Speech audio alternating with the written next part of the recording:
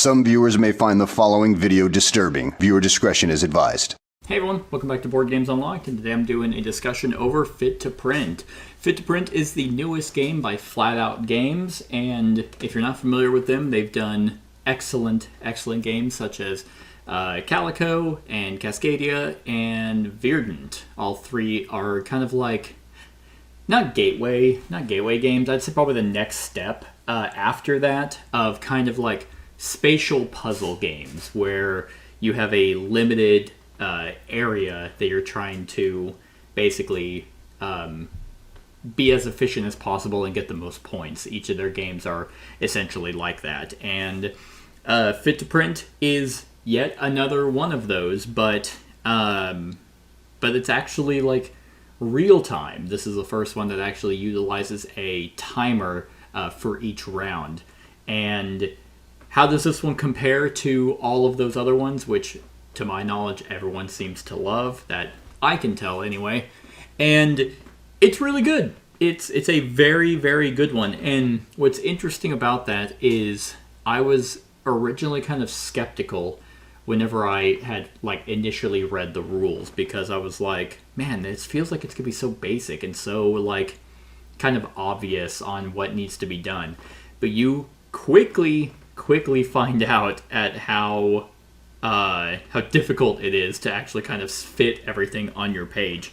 And for this discussion, I'm going to be doing kind of a two-parter. I'm going to be talking about the multiplayer game as well as the solo variant instead of what I normally do and split the two videos off. I think that's because there's not really a whole lot to talk about in the solo variant, so I'm just going to throw that at the end. So if you're here for that, wait till the end. But in Fit to Print, you have a sheet or a board that has a Friday and a Saturday page on it, and on the back you have Sunday. The game lasts 3 rounds, and you can do turn-based, but it's primarily set up to be timer, and you can set the timer up standard, which is 4 minutes, or you can do frantic, which is 3 minutes, or you can do casual, which is 5 minutes, or you can really just do whatever you want. If you're like, 4 minutes or 5 minutes is still too quick, okay, well then do 6 minutes, who cares? But each round, you are given a centerpiece, which starts on Friday. So in Friday, you only have the non-shaded part to fill in on your board. And then Saturday, you extend it out to have another area. And then on Sunday, you have the full page, which fits out basically like it goes 1, 2, 3, 4, 5, 6, 7, 8, 9. It goes 9 wide instead of 8. So you always add one more square of width and height. Maybe not height. Height as well. And then you have a centerpiece. There's a starting centerpiece that every player gets. And then from the subsequent rounds, you kind of do a draft on the centerpieces that are going to be out, because this is kind of a race. You want to be the first one to be done in the round, so you have first picks at centerpieces because they could be really good and will kind of gear you towards a certain strategy. And how does each round play? It's extremely simple. You have all these different shapes of tiles, ones that are 3 by 3, ones that are 1 by 3, some that are 3 by 4, some that are 2 by 3. And you have a table next to you, and what you do is everyone's just kind of reaching into this shuffled face-down mess of tiles, and with one hand you have to grab one, bring it over to your table, so you can't like grab them and look at them while you're out there. You actually have to pull it back, see what it is, and decide if you want to keep it. And if you keep it, you place it on your table. If you don't want to keep it, you throw it back out that's face up. And face-up tiles can be grabbed by anyone, so they can be like, ooh, I really needed an ad, and so you have to grab an ad. And once you're done, because each round has 2 phases, the layout phase and then the print phase, I think that's what they're called. I don't want to say 100% because layout phase and then the print phase. Haha! Yes. Sorry, reporting phase. Reporting phase is when you're grabbing the tiles, and then the layout phase is when you're placing them. So whenever you're done, you take all the tiles that you've collected and you try and fit them onto your board. But as with any spatial awareness puzzle, there are rules. You can't have ads next to ads. You can't have pictures next to pictures, and you can't have articles of the same color adjacent to articles. You can't have articles of this. Yeah, you can't have articles of the same color next to each other. And there's 3 different types of articles. There's pink, blue, and green, all of various sizes. And whenever you're playing, you quickly realize how much of a problem that is, because not only do you have to figure out how to make it all fit, and also not do you have to figure out which ones you're trying to grab without ever kind of realizing how you're going to fit it on your board. The hindrance of actually placing them just becomes apparent immediately. And that is part of the fun of the game, but I can also see part of the frustration because you can't see how it's all going to fit because it's all just going on your table.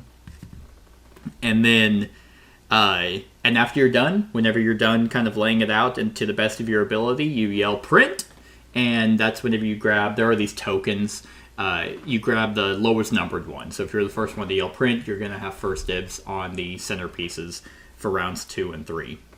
But how you score, because not only, like I said, you have to keep in mind of, okay, well, these things can't be next to each other, so I have to try and place them. So I'm also scoring, because pictures score for things that are adjacent to them. And articles also have a score. When you go to your scoring, you also will lose negative points, or you'll gain negative points for each tile that you have left over on your table. So theoretically, you can take as many as you want, but if you can't place them all, those extra ones are negative points. You also have to keep in mind of your mood. On every article, there are frowny faces and smiley faces, and you get negative points for the difference between the two. So it's not like, oh, I have more smiley faces than frowny faces, I get positive points. It's just the difference. So if you take 10 smiley faces and 4 frowny faces, you're going to have negative 6 points on that round. And not only all of that, you have to keep in mind of white space, which are spaces that don't have anything on them. And the person in the multiplayer game that has the lowest, like the smallest number, will get points, and whoever has the largest number will get negative points. And so you have to keep in mind of all that stuff. So you want to have your board filled as much as possible while following the rules of placement, while also not having negative point or leftover tiles, while also having a balanced newspaper to print. It adds up to being actually quite a lot to manage, especially when you add in the real-time element of the game. Like, because initially I was thinking, oh, the 4 minutes is just for the grabbing phase, the layout, or the reporting phase. And that's not true. The timer is for the entire round. So whenever you have to keep in mind, okay, how much time is left? Okay, there's 2 minutes. All right, I should just stop so I have enough time to actually place everything. Because once the timer is done, or everyone yells print, the round's over, and then you go straight to scoring. I mentioned ads. Ads are something you have to keep in mind because you will do that exact same thing. Now, the layout tile, or the tiles that you grab, go from... You can keep them from round to round, so it's not the biggest, hindrance. If you have some, it's like, okay, I have this photo here that gets points for every pink and blue adjacent to it. Okay, I have some pink and blue, so you can kind of already be aware of that going into the next round, which is nice. But every round for each ad, which are orange tiles that you have, you're adding those up, and ad revenue is it's not points, but it's what you're comparing to everyone else. And this is probably my biggest negative of the game. It makes thematic sense, but I think it's also really annoying, especially if it's like you just can't get any ads, even though you're gonna find them. Like, people are gonna not want them, they'll put them back face up. But whenever you're done doing Friday, Saturday, and Sunday, and you add your entire score up, you then add all the ad revenue, and whoever has the lowest ad revenue can't win. That's just it. There's nothing they can do. So if you just buy deciding to go all in on ads for your newspaper, and you have 20 ad revenue. Let's say you're playing a 4-player game. I have 20, someone else has 15, another one has 6, and someone only has 1. But their overall score is like insanely high. Doesn't matter. They have 1 ad revenue. They just can't win. And that's probably, and it makes sense because it's like, okay, thematically you didn't make any money, so your newspaper company went out of business. That's fine, but I also find that kind of really annoying whenever, like, none of their other games have anything where it's like almost player elimination. I mean, theoretically, you could be like, okay, what's everyone's ad revenue at? And then hyperfixate on that for like the final round, so you're not the one being kicked out. But everyone's doing that, so if you're like really wanting to get points and just see and do like all this nice spatial awareness, and you're like, wow, I filled out the whole thing on a Sunday? That's amazing. And you're like really proud of that. And then it's like, oh yeah, you don't have any ads, so yeah, you just can't win. I find that a really weird design decision. So honestly, there's a variant. It's not even really a variant. It's just if you play this game with 2 players, and obviously you can't just have it to where one person just can't win if they don't have any ads. In a 2-player game, if the difference of ads whenever you check is by 5 or more, they get negative 10 points. And, I mean, that is huge, because this is not a high-scoring game. Or maybe it's not for me. This one, I'm always like, I'm not doing well. Even though it is nice to see from Friday, Saturday, Sunday, you do better each time, which you should. You have more space to work with. But, because my scores for, like, one of my solo game was 37, and then the last game I just played, which was a 2-player game, I got 46. Which is all right, I think. I'd like to know if anyone else's scores were like insanely high. If they're like, wow, 46, that sucks. But in a 2-player game, if it's like, okay, I got 2 ad revenue. Oh, you got 7? Okay, I'm getting negative 10 points this round. That feels better. That feels like you can kind of try and counteract not going for ads, knowing full well you're going to get negative 10 points, but it might come back to bite you. So I almost feel like that should have been implemented in a multiplayer game. Hey, whoever has the lowest ad revenue gets negative 10 points. That at least still gives you a chance to win. And instead of being like, ooh, I just don't want to be the one to get kicked out and not have any chance to win, so I'm just going to grab some ads. It just feels like it's a sour taste, because at the end, whenever you're calculating score, which you're doing anyway, it's like, okay, what's everyone's, like, honestly, what you just need to do is, in a multiplayer game, be like, okay, what's everyone's ads at for Sunday when you're scoring Sunday? And just be like, oh, yours was 5. Okay, yours was 1. I had 2. So let's just add this up. Okay, I'm not even going to add yours because you can't win. It's like, okay, then why the fuck was I playing this whole time? Like, it's just really, really dumb. My next complaint is it's more of a production thing or overall design decision, because all of their boxes are around this big. And I feel like they kind of wanted to keep it that way, but whenever you have a bunch of these 3D tables, which look great, like I like them as an aesthetic, but when your box is tiny as hell and you have a bunch of these tables, it's difficult to fit everything into the box. It's not impossible, because you just take all these and you put them in this giant bag that they give. But I'm really annoyed with the storage situation. I think it's insanely bad. I also think that the newspaper things are really thin and kind of susceptible to warping, and they're bowing. It almost feels like they made them out of recycled newspapers, which they might have. If this is made from recycling stuff, I think that's cool. But it's like, well, it's still kind of thin and shitty. Not that you're doing much with it. It's not like you're like chucking it across the room or playing dexterity games with it. But I don't know. It's just kind of like lacking. And then the other thing is, I get that just taking all these tiles and you're like, okay, well, time for the next round. Like, let's just dump those. You have to just put them all back and flip them out and then just kind of reshuffle them. But because they're tiles and they're not easily shuffleable like this, I always find it annoying when you have to mix tiles together, and then whenever you go to mix them, like, things will flip over, and it's like, ugh, now I know what that is.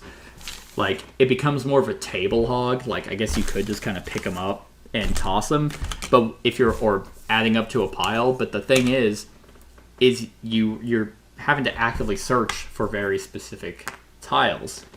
Like, it's like, oh shit, I really need a really thin one. So you're spreading it out anyway. So this very small footprint game becomes way larger than it needs to be because you have to have room for all the tiles, and you have to be able to move them around, to grab them, to pull them, to look, and then toss them back into an area that's a face-up area. It just kind of becomes like a little annoying whenever you're having to deal with that.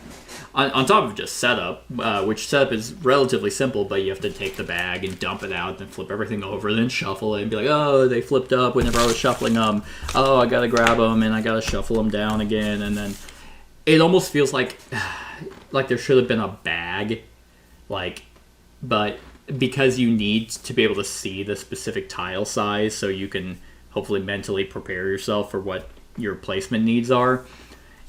I get why they didn't give you a bag, but still, it's kind of it's not as succinct and clean like their other games are. Like Verdant is very, here it is. Cascadia, here it is. Calico, here it is. It's all just right there. And this one just seems kind of like a mess.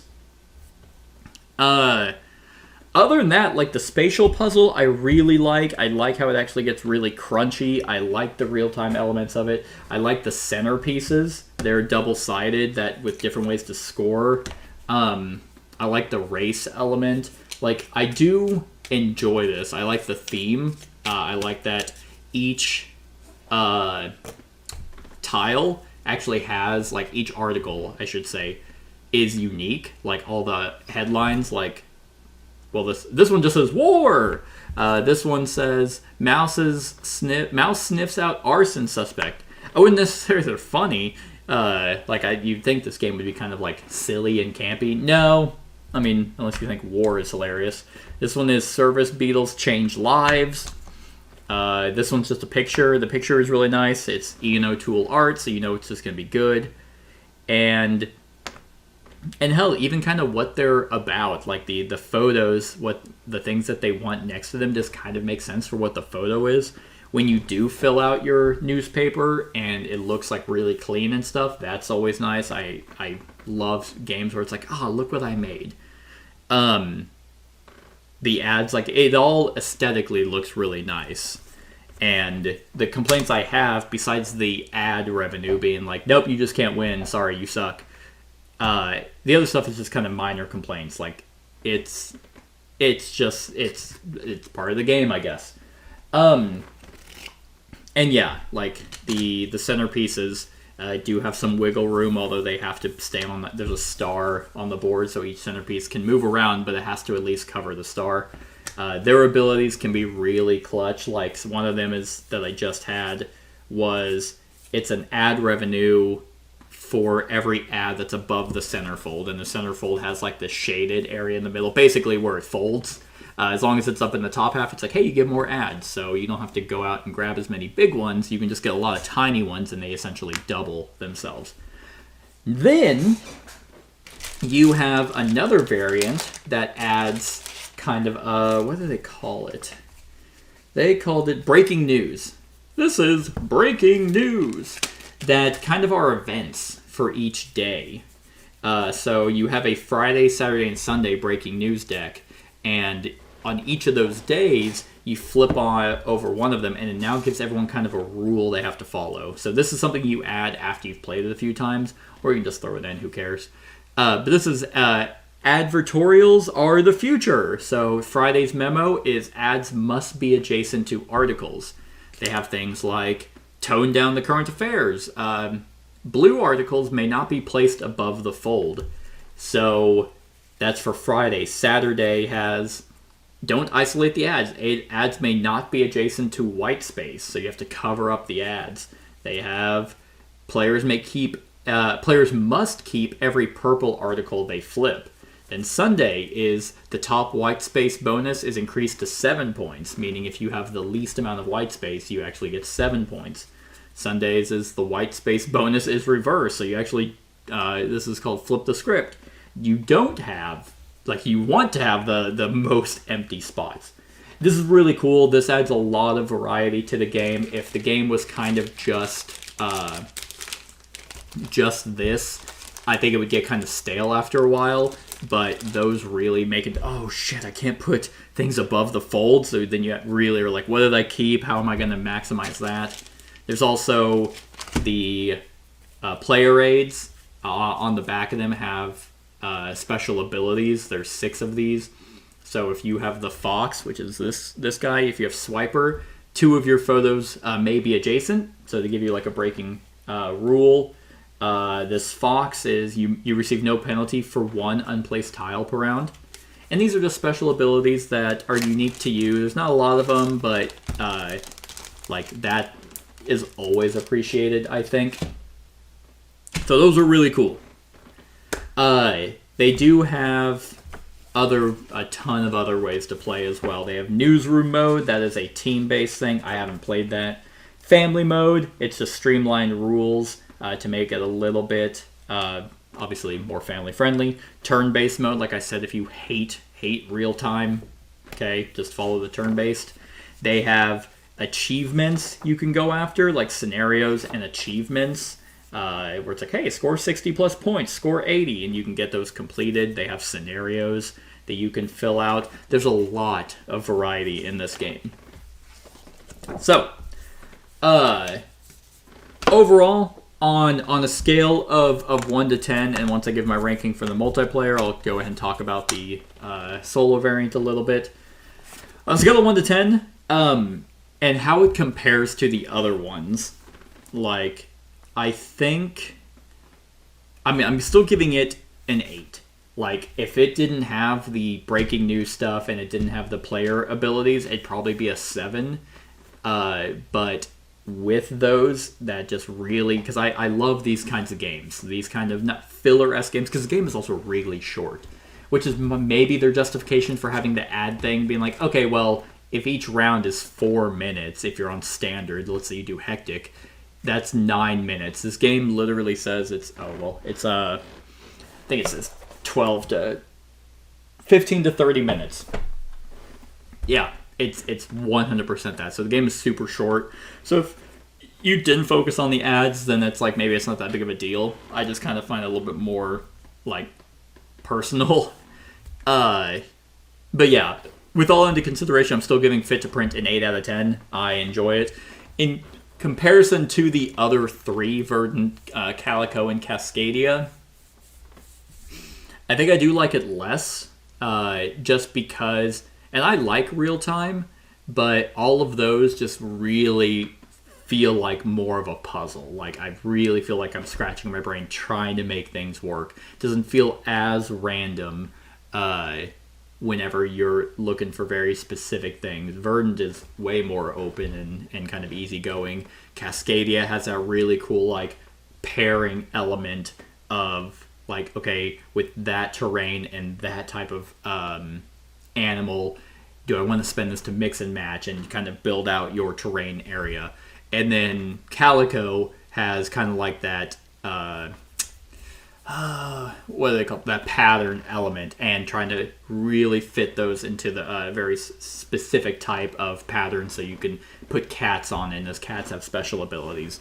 This still fits with all those other ones, so I'm glad to actually have it for a different thing. I'm glad they also did something new, adding real time instead of it being like, oh yeah, it's kind of like the other spatial ones where you have time. It fits, trying to be like, oh shit, we got to get this newspaper printed out. Like, it's thematic. This is probably out of all of them, the most thematic of them. So that is really cool. So if you're a huge fan of flat out games like I am, I highly recommend checking out Fit to Print. And then now, if you're a solo player, here we are. This is going to be very quick because the solo has a couple elements. They have puzzle, like a puzzle thing. They have, like, so puzzles for 1 and 1 to 12. 12 different puzzles that kind of tell you what tiles to get and trying to figure out how to place them. So it's like Friday, Season 1 Prize Collection Appraised. It tells you what tiles to get, what articles, pictures, and ads, and you're doing your best to try and actually fit them onto your board. But if you're doing just regular solo mode, it's a beat your own score. Which, if you like that kind of thing, I don't mind it. But it theoretically, it says be your own, challenge yourself or challenge your friends. So you can play and be like, hey, I just had a really good game of Fit to Print solo. I got 77 points. See if you can beat that. Here's my picture. Or here's my score. Whatever you want to do. I don't know how you would just take a picture of Friday, Saturday, and Sunday and be like, hey, you have to believe me.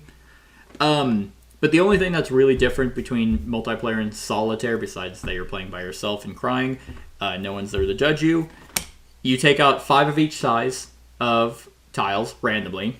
So those are all off to yourself.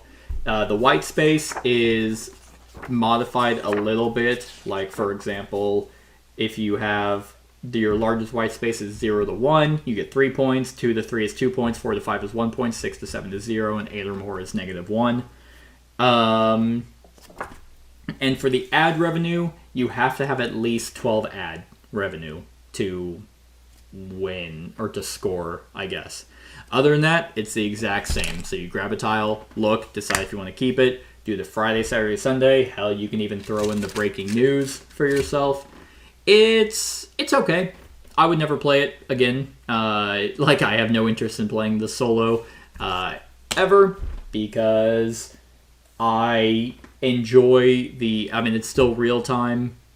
It's there. Like, you're not, I don't know. I like solo variants that allow you to experiment and be up against, like, an AI that allows you to experiment with the game and try something without the stress of competition and be like, if this doesn't work, I'm going to look like an idiot. But, yeah, you sit by yourself and play 3 rounds at 4 minutes or 3 minutes, and then you're like, okay, that was my score. I got 12 ad revenue, and that's it.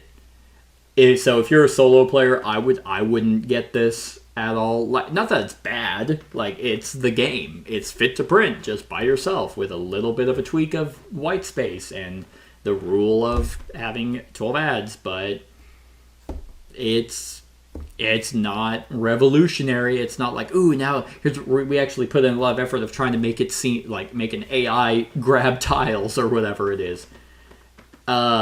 Which, I mean, I wouldn't have wanted that either. I just don't think they needed to add a solo variant. In terms of centerpieces, you just take 2 randomly and pick one. Like, oh, do I want messages hidden in plain sight? Score 4 if every column in your paper contains at least 1 article. Or new zoning laws. If you win the top white space bonus, score an additional 3 points. Can I try and get white space of having none or 1 to get that additional 3? Yeah, I mean, I don't even know what to rank the solo variant, because it's like, well, it's the game, so I guess it's an 8. But I also find it just completely unnecessary for this kind of game. Yeah, that's the solo variant, I guess. So, other than that, Fit to Print, 8 out of 10. Really like it, and I'm still going to keep an eye out on Flat Out Games. They deliver their games on time. They are super efficient. Like, they're just a very clean company in the Kickstarter world, and that goes a long way nowadays. But that's it, everyone. That's my thoughts on Fit to Print. Let me know what you think of the game in the comments below. Other than that, like, comment, share, and subscribe, and have a wonderful whatever time of day it is for you. Hey everyone, thank you for watching, and I really hope that you enjoyed the video. If you would like to see more of my content, go ahead and click that subscribe button and the bell to be notified whenever I upload any new content. If you feel like supporting the channel, you can go ahead and click that Patreon link to be taken to my Patreon, and any help is truly appreciated. Other than that, stick around for any other run-throughs or reviews or cool top 10s or whatever I feel like putting on. Other than that, like, comment, share, and subscribe, and have a wonderful whatever time of day it is for you.